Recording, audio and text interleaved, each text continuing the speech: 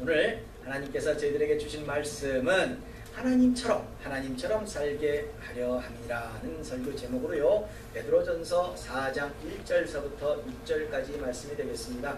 6절, 6개 절이니까요, 우리 다 같이 그냥 교독하도록 하겠습니다.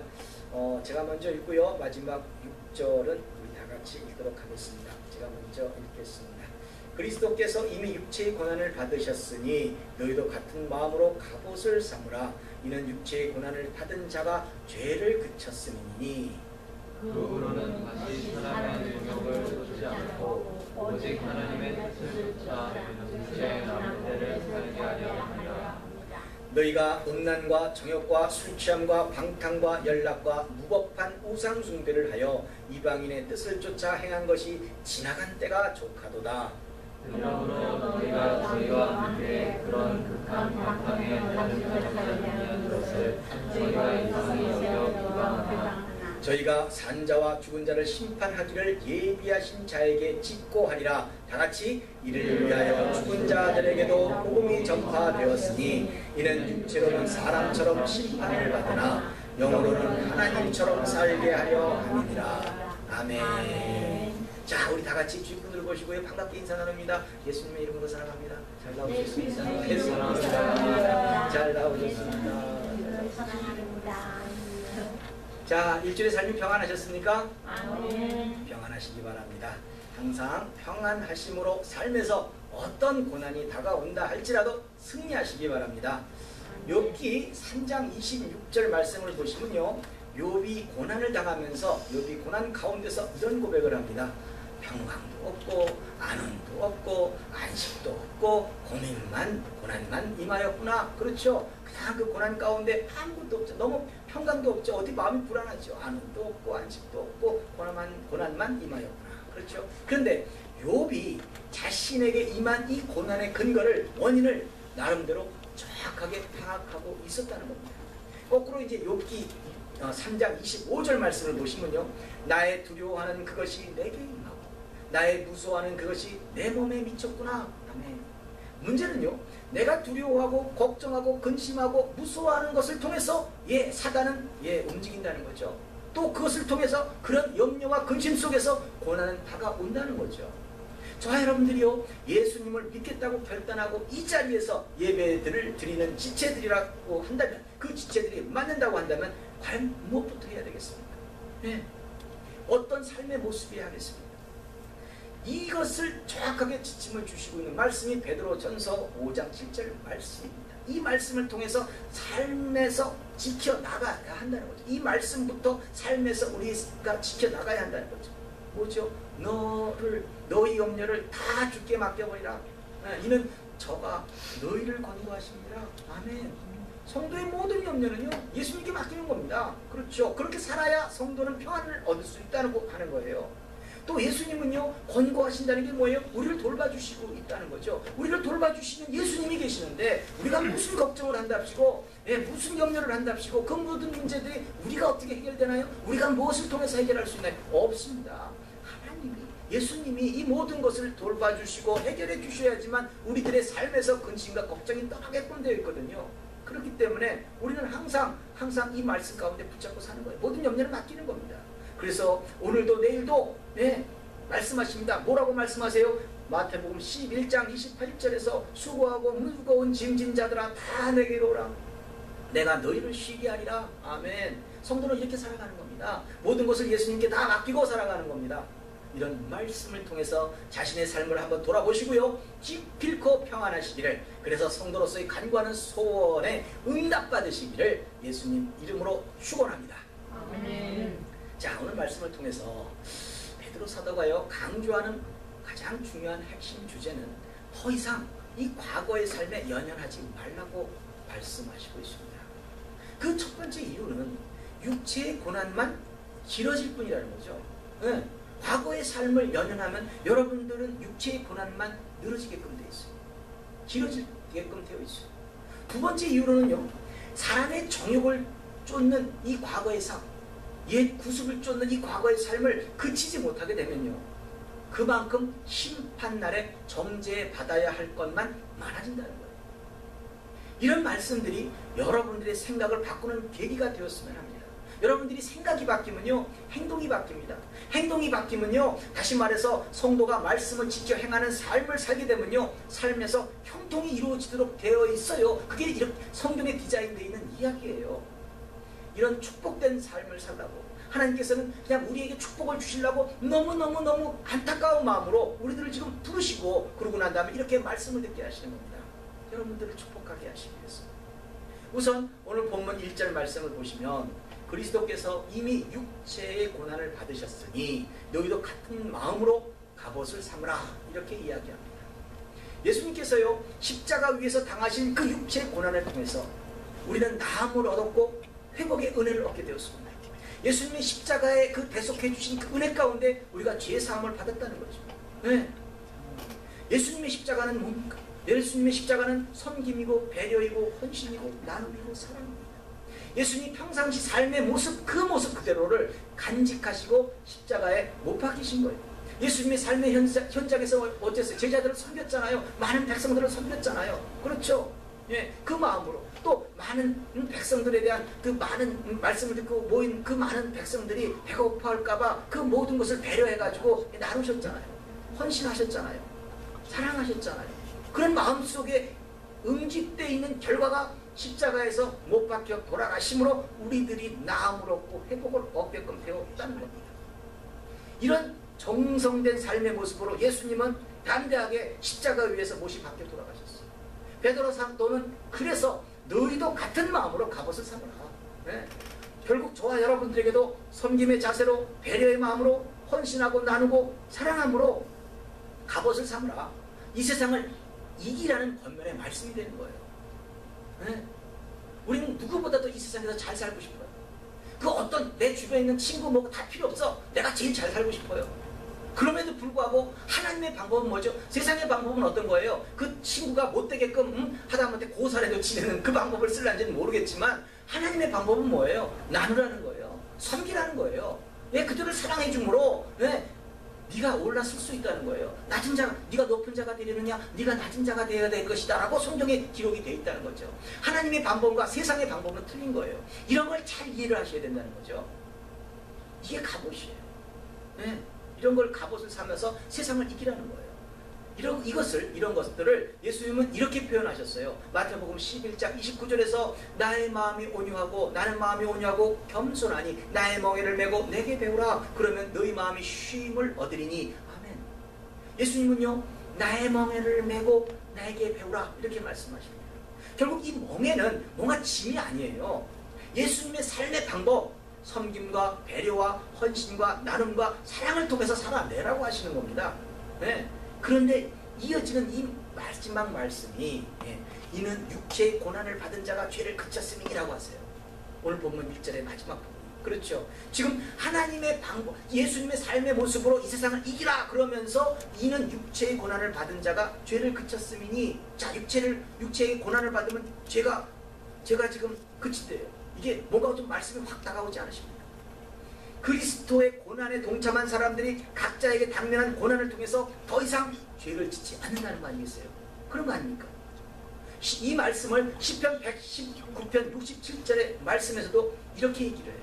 이런 표현으로, 고난당하기 전에는 내가 그릇 행하더니, 자, 내가 지금 고난을 당하지 전에는 내 마음대로 살았어요. 뭐 어려울 것 없이 내가 그냥 생각나는 대로 이것이 좋아 보이면 이렇게 살고 저것이 좋아 보이면 저렇게 살았던 우리들의 삶의 모습. 그렇죠? 말씀대로 살지 않았더니, 고난으로 인해서 내가 그릇 행하였더니, 고난으로 인해서 이제는 주의 말씀을 지키나이다 라고 말씀하고 있다는 거죠. 결국 성도는요, 당면한 고난을 통해서 하나님의 말씀을 지켜 행하는 계기가 된다고 말씀하시는 겁니다. 이것을 좀 다른 방향으로 접근하게 되면, 내게 있는 이 고난을 빨리 끝내려고 한다면, 빨리 끝났으면 좋겠다. 나 이 고난 너무너무 싫어. 이걸 빨리 끝내려고 한다면 주의 말씀대로 살아내야 한다고 말씀하시고 있다는 거죠. 그렇다면 지금 내게 있는 문제가 너무 힘들지 않으세요? 자, 여러분들이 어떤 고난 속에 있는지 모르겠지만 여러분들 각자 한번 생각해 보세요. 풀려지지 않고 있는 이 문제 참 힘들지 않으세요? 그렇죠? 지금 여러분들에게 제일 속상한 것이 어떤 고난입니까? 대체 어떤 고난이에요? 지금은 이 시대는 여러분 우리가 지금 처해 있는 환경은 먹을 것이 없어서 고난을 당하는 시대는 아닙니다. 그렇지 않습니까?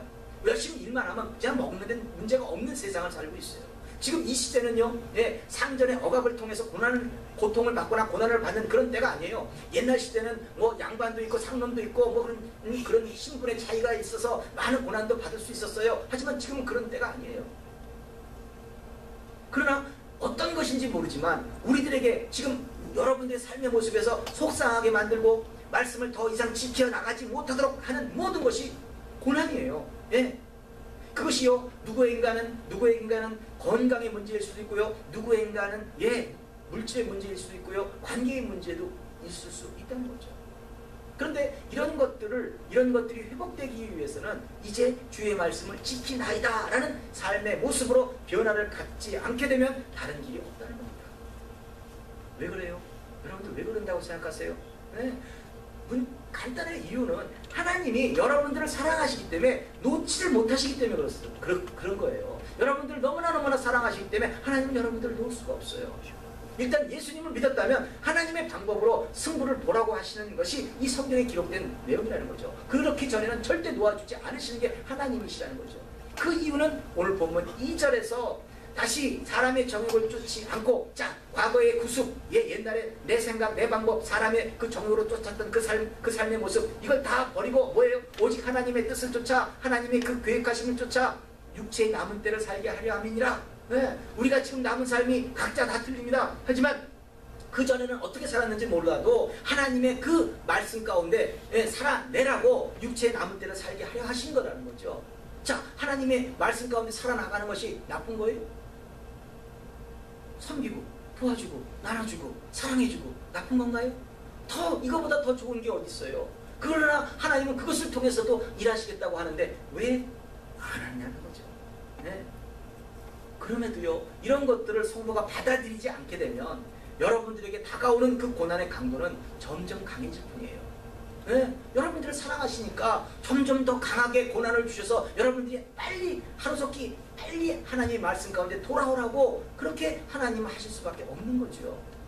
여러분들 그런다고 해서 이런 고난에 내성을 갖지 마시기 바랍니다. 그냥 그런가 보다, 내가 오늘 내 팔자에 이런 거 하지 마시라는 거죠. 팔자련이 하지 마세요. 성도에게는요, 팔자라는 거 없습니다. 나를 향한 하나님의 계획만 있는 겁니다. 하나님이 우리들에게 원하시는 삶의 모습은 뭐예요? 형통이에요. 우리들을 부르시고 이 자리에 부르셨어요. 이 자리에 부르시고 우리들을 하여금 축복하시기 위해서 부르셨거든요. 어떻게 하면? 말씀대로 지켜 살면. 그것이 여호수아 1장 7절에서 하나님은 여호수아에게 직접 권면하셨습니다. 오직 너는 마음을 강하게 하고 급히 담대하여 나의 종 모세가 내게 명한 율법을 다 지켜 행하고 자로나 우로나 치우치지 말라. 그리하면 어디로 가든지 형통하리니. 아멘. 이 말씀이 과거 여호수아에게만 한 말씀이다. 아니요. 오늘 저와 여러분들에게도 하나님이 직접 권면하시는 말씀이라고 믿고 받으시기 바랍니다. 그렇다면 우리도 형통할 수 있다는 얘기죠. 내 유익을 기준으로 살았던, 내가 하고 싶은 대로 마음껏 살았던 그 과거의 삶은 이제 그쳐야 합니다. 지난 때가 족하다는 거죠. 이어지는 본문 3절에서 너희가 음란과 정욕과 술취함과 방탕과 연락과 무판 우상 숭배를 하여 이방인의 뜻을 쫓아 행한 것이 지난 때가 족하도다. 아멘. 이 말씀은 굳이 설명을 드리지 않아도 다 아실 거예요. 여러분들 예수 믿기 전에 있었던 여러분들의 삶의 모습, 나는 음란 전혀 없었어. 아니, 꼭 음란을 얘기하는 게 아니죠. 하나님 말씀 가운데 지켜 살지 않았던, 사랑하지 못했던 것도, 사랑하라고 했는데 사랑하지 못했던 것도 죄예요. 그렇죠? 그렇게 따지보면 나는 그런 삶을 안 살았으니까 나하고 상관없는 거다. 아니죠. 어떤 모양으로든지 여러분들이 예수님을 믿지 않았을 때 어떤 꺼림낌도 없이 행하였던 삶의 모습, 다 그게 구습이고요. 지금 말씀하시고 있는 내용들이에요. 정도의 차이는 있을 수 있지만 사람의 정욕을 쫓게 되면요, 정도의 차이는 있을지 모르지만 사람의 이 정욕을 쫓게 되면 누구든지 죄에 빠져들 수밖에 없다는 겁니다. 성도에게 왜 고난이 온다고요? 다시 한번 생각해 보세요. 왜 고난이 온다고요? 이거 하지 말라고, 이렇게 살지 말라고, 삶의 모습을 예수님이 행하신 십자가의 도를 따라 살라고 고난이 오는 거라니까요. 그래서 베드로 사도는 이방인의 뜻을 쫓아 행한 것이 지난 때가 족하도다, 이렇게 말하는 거예요. 그러면서 본문 4절에서 너희가 저희와 함께 그런 극한 방탕에 아주 그냥 못된 극한 방탕, 아주 못된 방탕에 다름질하지 아니하는 것을, 자 이제 예수를 믿었어요. 우리가 삶의 모습을 바꿨어요. 과거 시절에는 같이 행하던 자들이, 믿지 않는 그 많은 사람들이 저희가 이상히 여겨 비방하나. 항상 그렇거든요. 그 지편이 아니면 뭔가 자꾸만 손가락질을 하죠. 아무튼 이상히 여겨 비방하지만 새롭게 살겠다고 결단하고 믿음의 사람들을, 저들은 새롭게 믿음을 받아들이고 삶의 모습을 바꾸겠다고 결단한 이 믿음의 사람들을 저들은 비방은 하겠지만 결국 어떻게 될 것이다? 오늘 본문 5절에서 저들이 믿지 않는 사람들이 산자와 죽은 자를 심판하기를 예비하신 자에게, 이게 누구예요? 산자와 죽은 자를 심판하기를 예비하신 자는 예수님이죠. 그렇죠? 결국 예수님께 직고하리라, 직접 말할 때가 온다는 거예요. 뭐라고 말하겠어요? 아니 왜요? 나는 이렇게 살게 하십니까? 나는 천국 가야 될 사람인데 왜 지옥? 이런 거 변명하겠지요. 난 그때 그게 아니라 뭐 이런 변명하겠지요. 이런 것을요, 정확하게 예수님이 심판주로 오신다고 말씀하는 것이 마태복음 12장 18절에서 이렇게 말씀하세요. 하나님 인정하시죠. 보라 나의 택한 종 곧 내 마음에 기뻐하는 바 나의 사랑하는 자로다. 이게 누구예요? 예수님이죠. 내가 하나님이 내 성령을 줄 터이니 예수님이 심판을 이방에 알게 하리라. 이렇게 기록되어 있어요. 이 말씀을 근거로 베드로 사도는 저희가 옛 구습을 버리지 못한 자들이 이방인의 뜻을 쫓아 행한 것에 대해서 예수님 앞에서 이제 분명하게 심판받을 때가 있다. 그러니까 그게 변명할 때가 곧 올 거다. 그러니까 너희들은 그런 거에 신경 쓰지 말고 이제 새롭게 십자가의 도를 행하며 살아가라. 이렇게 얘기를 하는 거예요. 그러면서 본문 6절에서 이를 위하여 죽은 자들에게도 복음이 전파되었으니, 자 이러한 사실, 곧 심판을 받을 것이다. 너희들의 삶의 모습으로 곧 심판돼. 너 믿지 않으면 안 돼. 라는 이런 모든 것들을 다 들었어요. 이를 위해서 죽은 자들에게도 복음이 전파되었으니, 자 이걸 이 말씀은 잘못 생각하면요, 잘 이해하셔야 돼요. 잘못 생각하면 뭔가 죽은 사람들에게도 복음을 전할 수 있다는 것으로 엉뚱하게 생각할 수도 있어요. 그래서 학자들 간에는 엉뚱한 얘기를 이 대목 가지고 하는 사람들도 있습니다. 이것은요, 죽은 자들이 살았을 때 이미 복음은 전파되었지만 삶에서 변화를 갖지 않고 죽은 사람들을 말하는 겁니다. 즉 복음은 전에 들었으나 받아들이지 않았던 많은 사람들을 말하는 겁니다. 또 복음은 받아들였지만 그래서 믿음의 사람들은 하나님의 말씀대로 지켜 행하는 삶을 살아내야 된다고 권면은 받았지만 끝까지 자신의 고집대로 육체의 정욕대로 살다가 간 사람들을 말하는 거예요. 예수 믿는 사람들이라고 해서 과거의 구습에 그냥 무조건 다 벗어난 사람들인 거예요? 아니에요. 교회는 나와요. 그러면서 삶의 모습은, 바깥에 나가면 삶의 모습은 세상 사람보다 더 악하게 사는 사람들도 부지기수로 많아요. 그런 모든 사람들에게 권면하는 거죠. 이런 내용들을 조금 쉬운 표현으로 하게 되면 잠언 12장 14절 말씀에서 사람은 입의 열매로 인하여 복록을 족하며 그 손에 행하는 대로 자기가 받느니라, 이렇게 기록이 되어 있어요.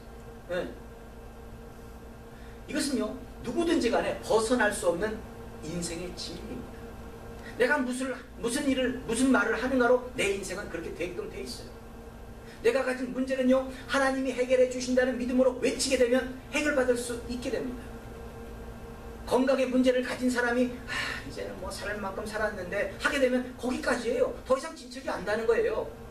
그러나 성경에서 우린 예를 찾을 수 있어요. 12년 동안 혈루병에서 고통을 받고 있는 그 여인이 예수님만 만나면 자신도 이 모든 문제에서 해결을 받을 수 있다는 그 고백과 믿음으로 예수님을 찾았을 때, 예수님을 간절한 마음으로 찾았을 때 예수님은 뭐라고 말씀하세요? 따라 내 믿음이 너를 구원하였느니라는 말씀으로 화답을 받게 된다는 거죠.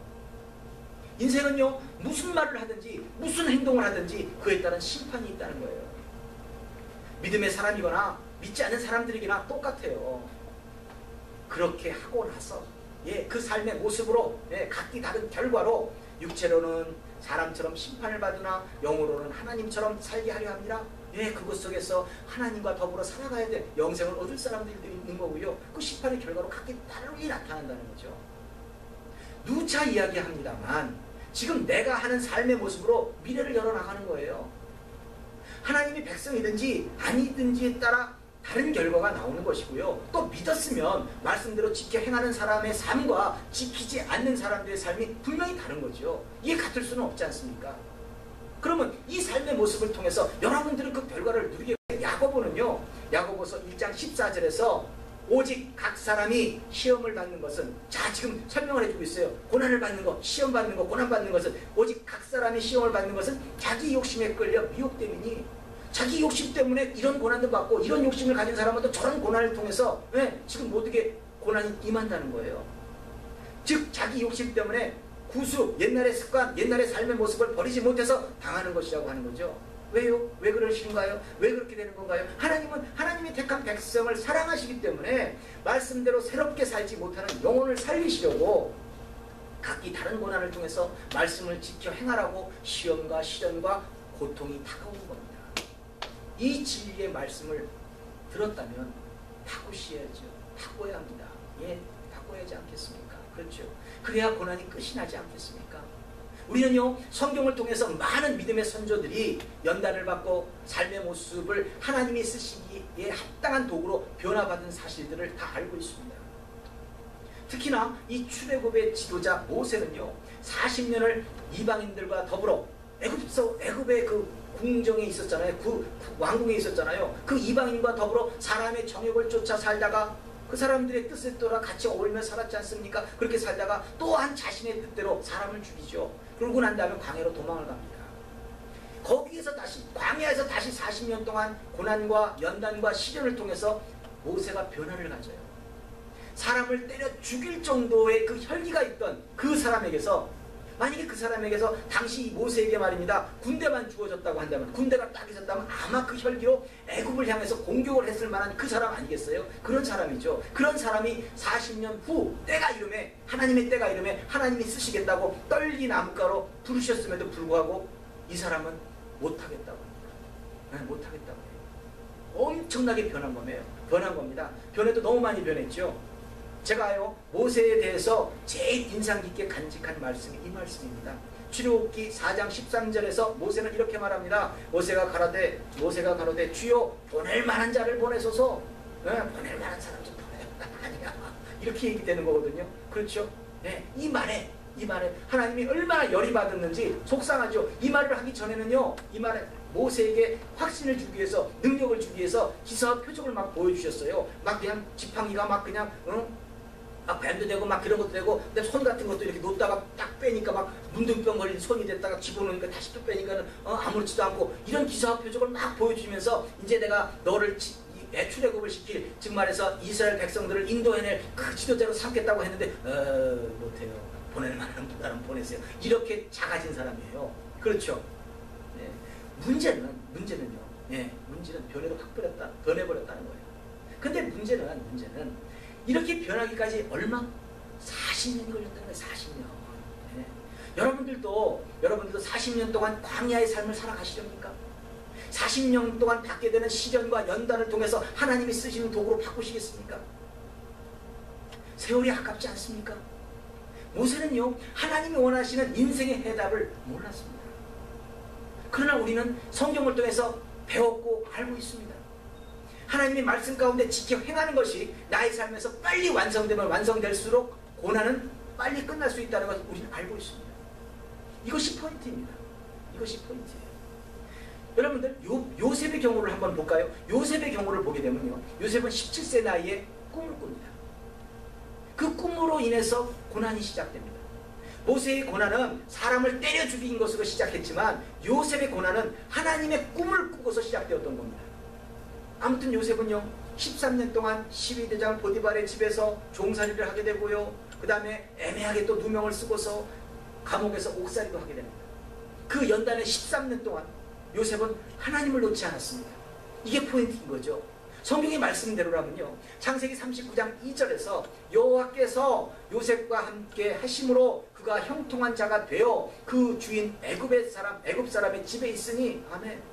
종살이를 하고 있는 이 보디발의 집에서도요, 요셉은 하나님의 말씀대로 사는 거예요. 하나님의 말씀대로 상전, 그 보디발도 섬기고요, 그 이웃도 섬기고요, 그곳에서 하나님의 말씀대로 정직하게 살아낸 거죠.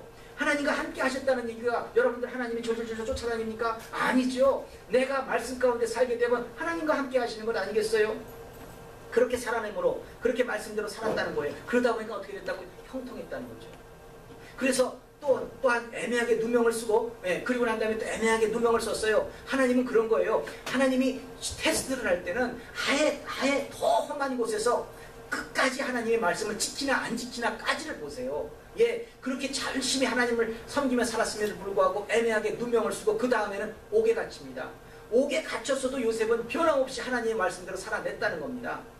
창세기 39장 23절 말씀에서 전옥은 그의 손에 맡기는 것을 무엇이든지 돌아보지 아니하였으니 이는 여호와께서 요셉과 함께 하심이라. 여호와께서 그의 범사에 형통케 하셨더라. 여기서도 여호와께서 요셉과 함께 하셨다는 얘기죠. 그 말을 바꾸면 뭐예요? 요셉은 하나님의 말씀 가운데 살아냈다는 거예요. 결국은 요셉은요 13년 동안 당면한 고난을 통해서 하나님의 말씀을 지켜 행하는 훈련을 받았다는 거죠. 훈련을 받은 거예요. 말씀을 지켜 행하는 것이 주어진 이 열악한 환경을 이기고 지켜졌을 때 이렇게 믿음의 테스트를 통과한 요셉은 30세 나이에 애굽의 총리가 됩니다. 창세기 41장 46절에서 요셉이 애굽 왕 바로 앞에 설 때 30세라. 그렇죠. 성경이 증명하고 있어요. 또 그가 바로 앞에 떠나 애굽 땅을 애굽 온 땅을 순찰하니 이게 뭐겠어요? 지금 이제 요셉은 애굽의 총리가 돼가지고 여러 가지 시비를 하러 돌아다니는 거예요. 얼마나 멋있어요. 그리고요 다시 요셉은 창세기 50장 26절의 말씀을 보시면요 요셉이 110세의 죽음에 그들이 그의 몸에 향재료를 넣고 애굽에서 입관하였더라고 기록되어 있어요.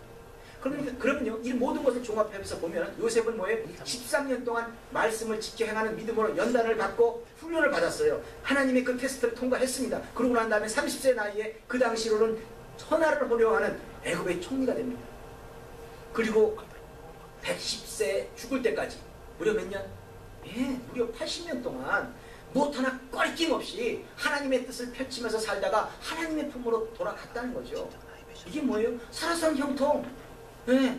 그리고 죽어서는 영생을 얻었다는 거 아니겠습니까?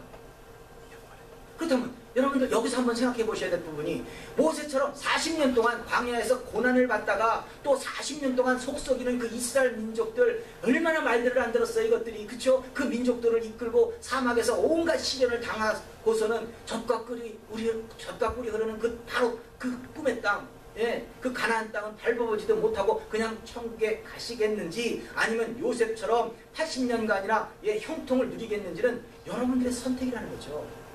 여러분들이 지금 어떻게 살겠는가에 따라 달라진다는 거죠. 우리는 답을 알지 않습니까? 하나님과 동행하는 삶은 말씀을 지켜 행하는 것으로 승부를 보는 겁니다. 까짓거 광야에서 한 40년 내가 굴러보지 싶으시다면 그렇게 하시기 바랍니다. 그러나 우리는요 해답을 알고 있지 않습니까? 어떻게 하면 그 고난의 기간을 줄일 수 있는지 우리는 해답을 알고 있다는 거죠. 알면 바꿔야 하지 않겠습니까? 이 시대는요 십자가의 도를 행함으로 말씀을 지켜 행하는 시대입니다. 석유왕 록펠러도 또 철광왕 카네기도요 어려서부터 하나님을 경외하고 말씀을 지켜 살겠다는 그 십자가의 도를 지키겠다는 그 삶의 모습으로 더 많은 이웃에게 나눔이 있었고 더 많은 이웃에게 섬김이 있었고 배려가 있었기 때문에 그렇게까지 형통할 수 있어요. 이들은 다 죽은 사람들입니다. 그러나 이들이 세운 그 제단을 통해서 아직까지도 세계 곳곳에 기아가 있는 곳에 먹지 못하는 사람들을 위해서 물질을 제공하고 이런 역사가 일어나고 있어요. 뭘 통해서? 섬김을 통해서, 나눔을 통해서, 어려서부터 하나님의 말씀 가운데 지켜 행하는 그 삶의 모습을 통해서 지금까지도 이루어지고 있다는 거예요. 생각을 달리 하시기 바랍니다. 내 방법대로 살다가 내 방법대로 살다 가는 심판이 기다리게 되지만 하나님의 방법에 순종하게 되면 형통이 기다리는 겁니다. 그렇다면 답은 나온 것 아닙니까? 그렇게 살아가야죠. 요즘 제가 읽고 있는 이 책에서 간디의 그 명언을 접하게 되었습니다. 물론 우리들 예수 믿는 사람들에 대한 얘기는 아닙니다. 통상의 얘기입니다. 자, 중요한 것은 행위의 결실이 아니라 행위 그 자체이다. 그들은 옳은 일을 해야만 한다. 자, 여기서 옳은 일, 성도에게 있어서 옳은 일은 뭐예요? 성도에게 있어서 옳은 일은 하나님의 방법대로 사는 것이 옳은 일입니다. 지금 당장 그 결실을 얻는 것은 당신의 능력 바뀔지 모른다. 더 나중의 시대에게 돌아갈 목일지도 모른다. 하지만 그렇다고 해서 당신이 그 옳은 일을 중단해서는 안 된다. 당신의 행동으로부터 어떤 결과를 얻을지 당신은 모를 수도 있다. 그러나 당신이 아무것도 하지 않는다면 아무런 결과도 없을 것이다. 네, 이 말씀이에요. 여러분들에게는요, 이 말을 통해서 어떤 감동이 있을지 모르지만 저에게 분명히 깨닫게 되는 것은요, 오늘도 저는 말씀 가운데 살아내야 하겠다는 겁니다. 네, 무엇인가 해야 하겠다는 거예요. 그 끝이 언제일지 몰라도 나에게 하나님이 주시는 그 형통이 임하기 위해서는 오늘도 말씀 가운데 지켜 행하면서 살아내야 하겠다는 겁니다. 물론 여러분들은 어떤 선택을 하실지 모릅니다. 그리고 그렇게 하실지 그렇게 아니하실지도 모르겠습니다. 그렇지만 분명한 것은 어떻게 하시든지 그 결과는, 그 미래는 지금 여러분들이 살고 있는 모습에 따라 확연하게 달라진다는 겁니다. 저는 여러분들 모두가 행복하셨으면 좋겠습니다. 말씀 가운데 지켜 행함으로 고난을 끝내시고 하루속히 끝내시고 하나님이 주시는 사명을 기쁨으로 감당하셨으면 합니다. 그래서 여러분들 중에 하나님의 말씀으로 천하를 호령하는 분들이 아주 많이 나왔으면 좋겠습니다. 또한 작은 소망의 응답을 받고도 그 은혜를 하나님께 영광으로 돌리는 그런 성도님들이 모두 되었으면 합니다. 작은 것을 소중하게 여길 줄 알고 그 작은 것을 통해서 그 모든 것을 하나님께 영광 돌리는 그 아름다운 삶의 모습을 통해 여러분들은 능력을 받는 것이거든요. 문제는 해야 한다는 겁니다. 말씀 가운데 살아내시기 바랍니다. 그래서 이런 아름다운 소망을 안고 행하심으로 일주일간의 삶에서 승리하시기를 예수님 이름으로 축원합니다.